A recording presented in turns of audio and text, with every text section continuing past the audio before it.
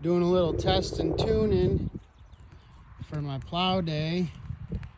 Got the 1947 lever steer Jackie. We've got the 1962 502 putt.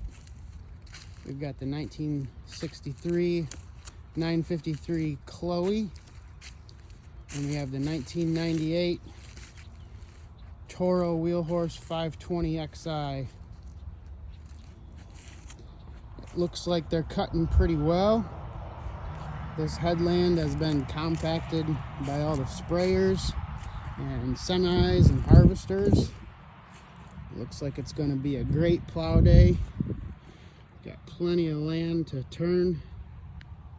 Yeehaw, let's go.